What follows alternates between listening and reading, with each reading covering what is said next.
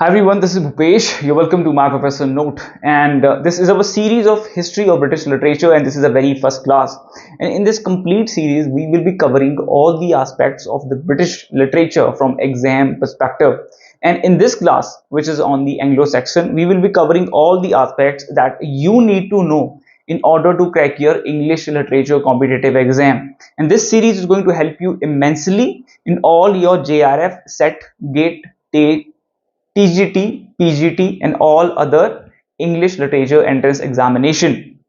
Alright, and my professor note provides you exam oriented study material, complete preparation roadmap where I provide you, and plan your daily routine, your daily task that you are supposed to complete, and inform me about it, where I'll be assessing your preparation, right? If there's any doubt, I'll be clearing them, right?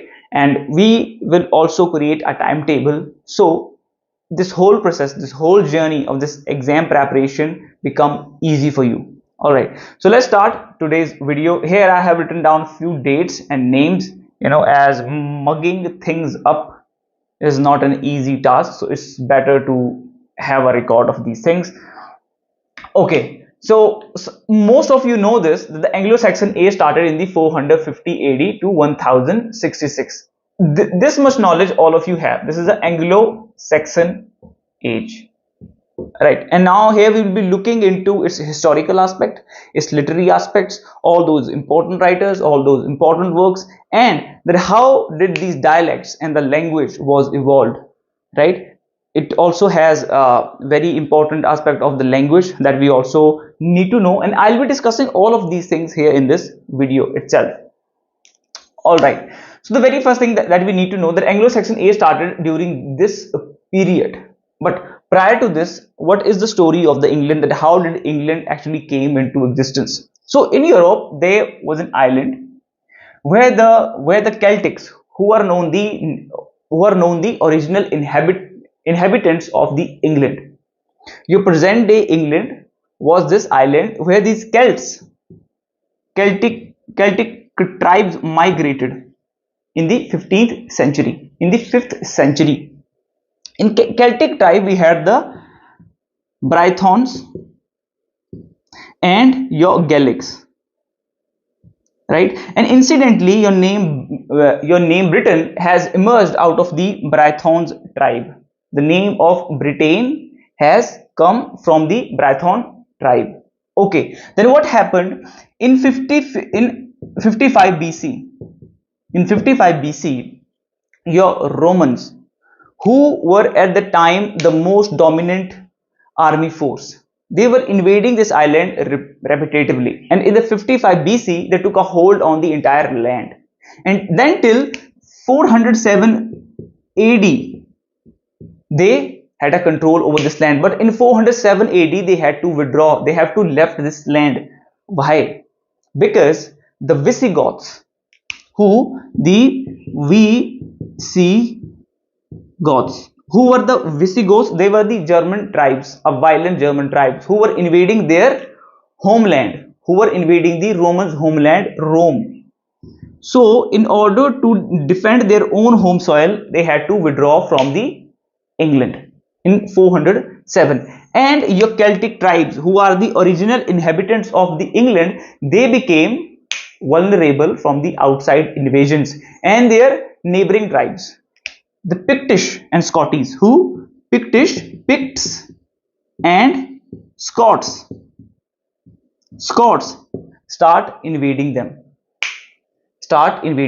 and then in order to seek help, these Celtic tribes asked for the help from the Eastern European tribes. Who were they? They were Angles, Saxons and Jutes. Who were they? They were Angles, Saxons and Jutes, and they were mercenaries. Who are mercenaries? Who fight for money, right? In return they give them some money and they will start fighting for your own army. So Anglo Saxon and Jutes defend them from the Picts and Scottish, but they also drive the Celtics, the original inhabitants, from their own land to the Wales, Scotland and to all of these places, and themselves they took a hold on the land of England. As Angles were in the majority, they call it Angle land, which over the period of time evolved into the England. And this is how your name of England came into existence. This is how England was given its name, from England to the England. And then later on, over the period of time, we didn't find the jutes anywhere. There was no trace of them. They were, because they were very, they were only less in numbers. And Angles and Saxon were the tribes who were holding the major of the area, and there were a lot of people in these tribes. So that is the reason that this age is called the age of Angles and Saxons. Okay, then what happened after this? When Angles and Saxon controlled the land of England, I hope you have write down these details that I have given to you. When Angles and Saxons took a hold on this land, what they did, they divided this land of England into the 5 kingdoms. What are these 5 kingdoms? First one is the Northumbria,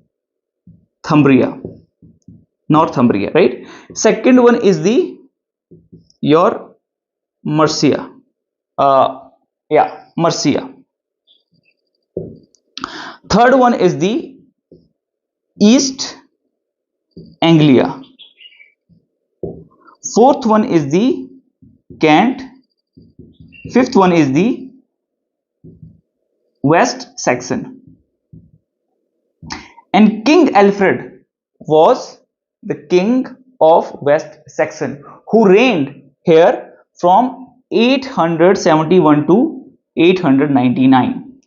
And during his lifetime, there were Vikings who used to invade the England, but they were unable to take a hold on the entire land of the England, because he had the ability to bring together all these 5 kingdoms and fight for the entire nation together.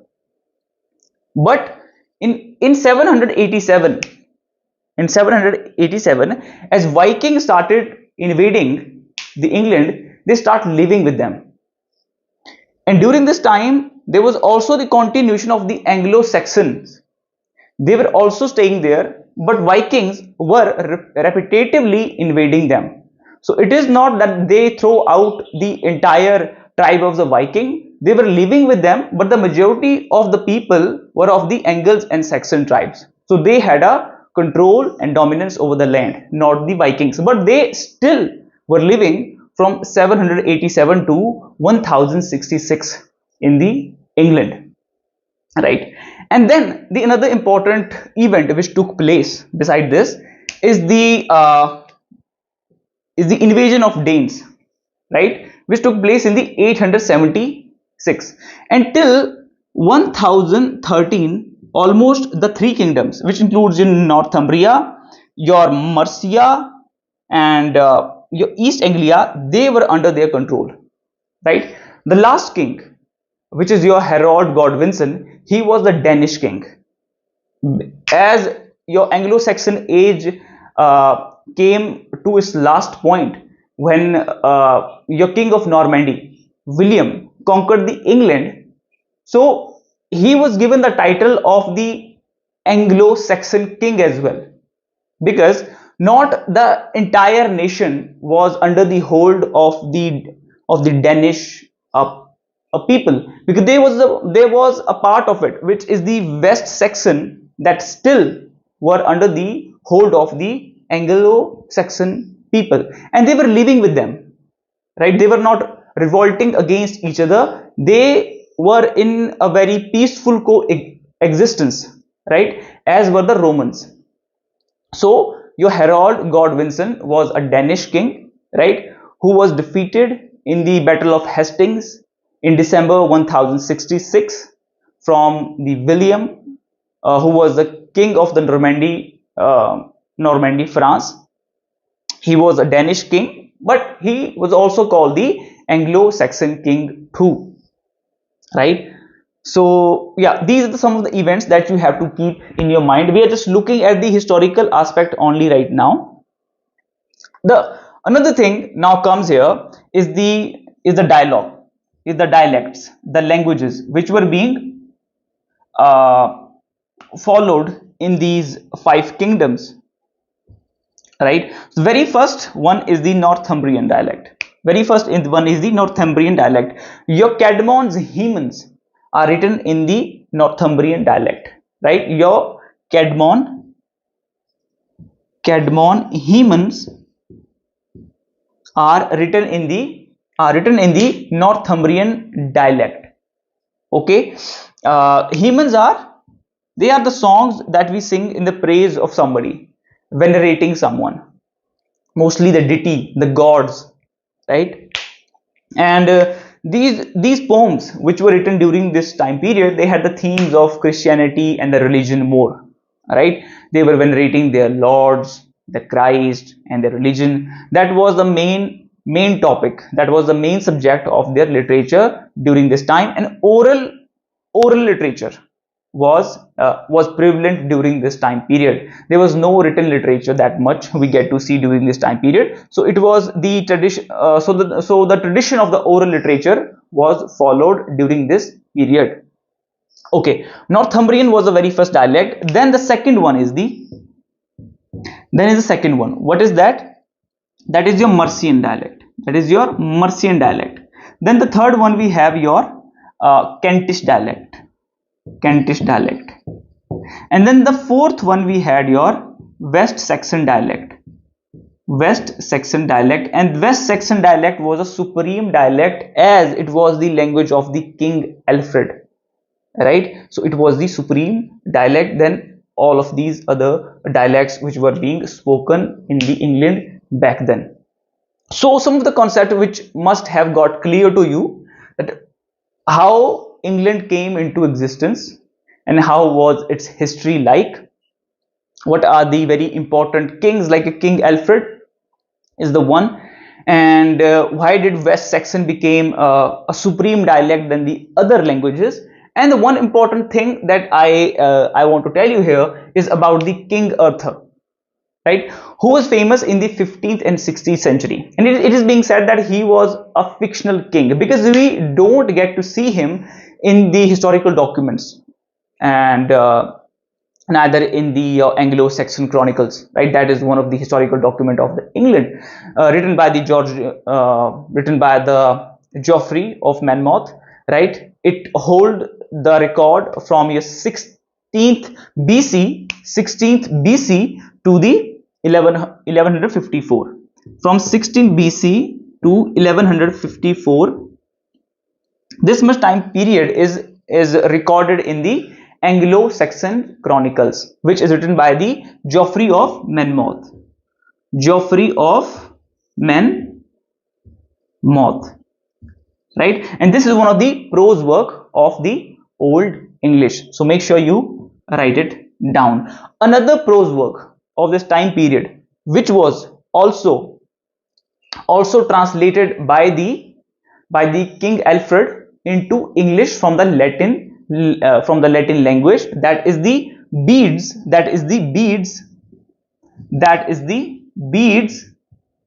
ecclesiastical history of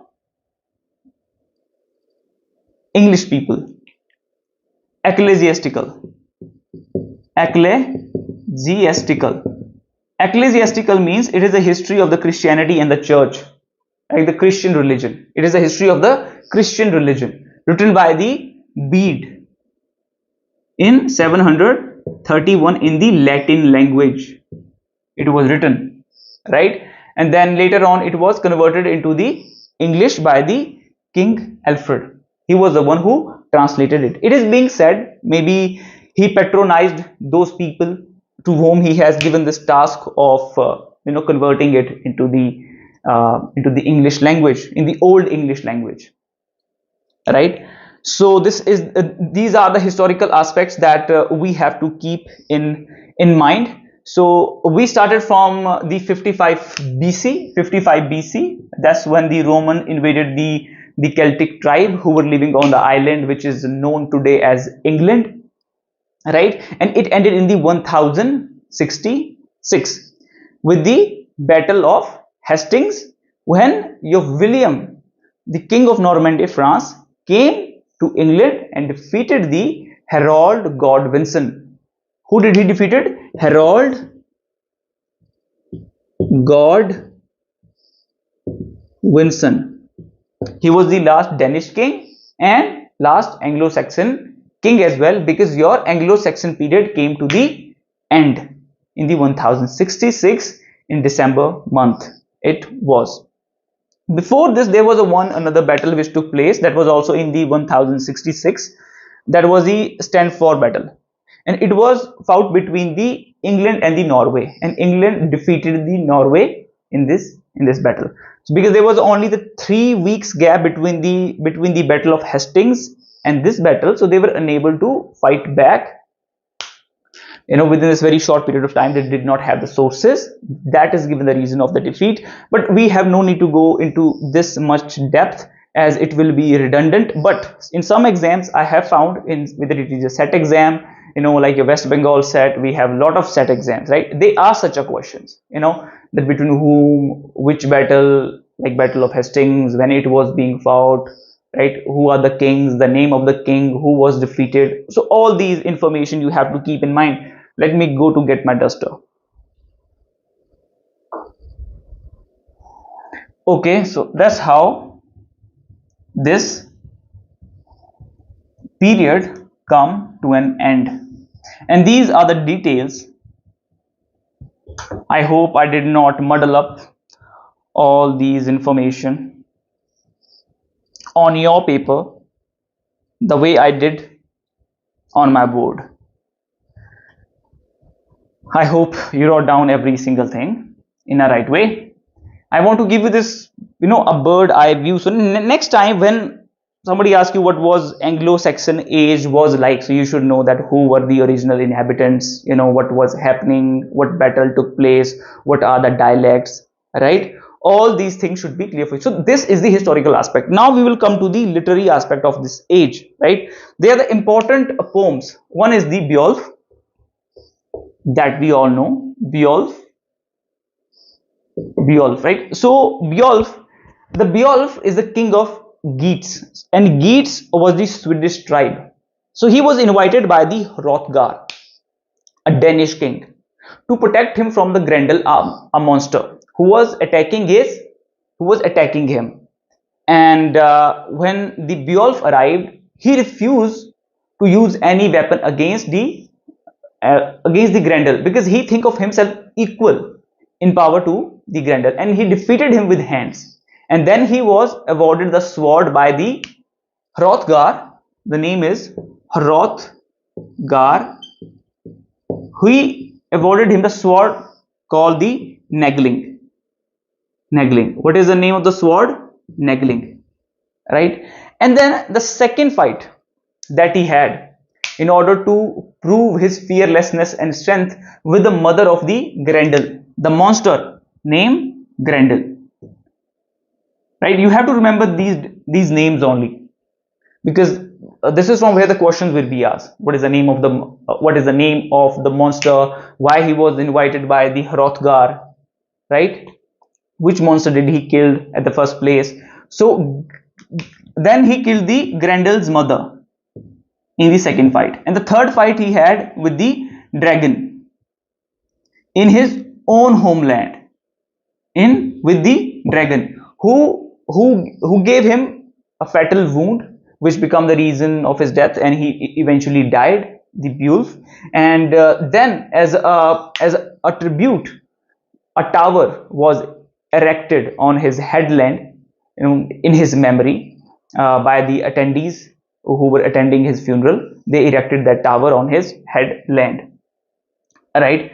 And to make him immortal for the upcoming ages, so they can be inspired from such a warrior, right? So this is what the story of the Beowulf is. Now it has the theme of the religion and the Christianity. One thing we have to keep in our mind: the most the themes which are being covered during this time period in the literature is religion and Christianity, and Christianity, right? So these are the themes which are being covered mostly, predominantly, in these literatures and poem. Then we have the second poem, which is the Dior. So it is the complaint of the minstrel.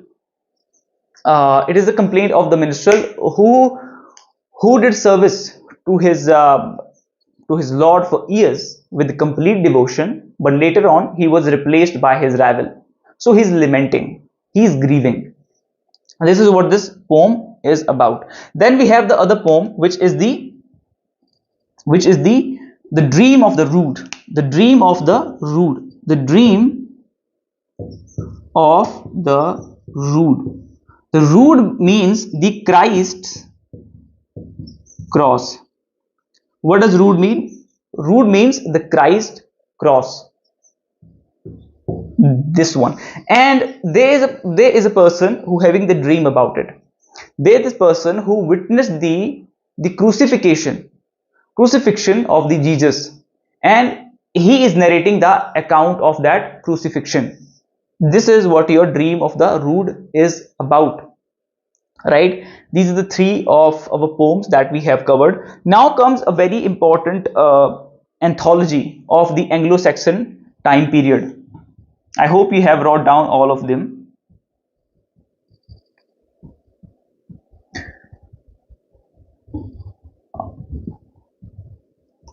Then comes the very important another aspect of this age, the very important anthology of the Anglo-Saxon time period, which is the Exeter book. Exeter book. What is the Exeter book? So Exeter book contains some of the poems of the Anglo-Saxon time period, right? And those are the Wanderer. So Wanderer is a poem about a person who was living his joyful life, which later on transited into the gloomy life as a result of the death of his lord, his master, who died, and then he is now living the life of pain and suffering after his death. So this is what this Wanderer tale or a poem is about. It is an elegy, obviously, as a person has died here, so the person is grieving, right? He is going through a very harsh moment in his life. The another one is the Seafarer. Seafarer. The Seafarer. So the Seafarer is a monologue poem, which is told by the old sailor. He talks about the hardships of life at sea, and at the same time he discussed the adventurous aspects of life at the sea. All right, so this is what the Seafarer is about. Then we have a Widsith, another poem, the Traveller's Song. The Traveller's Song. This is the another poem that you have to keep in mind. So these are the poems, these are the work of literature that you have to cover from exam perspective, you have to keep in mind. So let me give you the overview what we have covered during this whole lecture. We started with the 55 BC when the Romans invaded the original inhabitants of the England. Then 407 they had to withdraw from the England and left for their own country in order to protect it, defend it from the Visigoths, a Germanic tribe. Then your Anglo-Saxon Jutes came in order to protect the original inhabitants, which are your Celtics, from Pictish and Scots, but ended up in driving out the original inhabitants from their land to the Wales and the Scotland and to the mountain side, and established the 5 kingdoms in England, which are your Northumbria, Mercia, East Anglia, Kentish and West Saxon. King of West Saxon was the King Alfred. That is the reason that West Saxon dialect was the supreme than the other. What are the other dialects? Northumbria, Mercian, Kentish and the West Saxon is the supreme one because of the King Alfred was the king whose language it was, right? And after this comes the other aspects, when towards the very end of the age, that in your 876, your Danes law came, that your Danish people start attacking and they start ruling the England. And around 1013, almost all England except West Saxon land was under their control. And the Harold, your Harold Godwinson, the last king who was defeated by the William the Conqueror, the king of Normandy. He was a Danish king, but also given the title of the Anglo Saxon king, as with this fight your Anglo Saxon age come to the end. So that was a history, and then we discussed these work of literature. So I hope you found this video helpful, and it is helpful. So make sure you share the video with more and more people.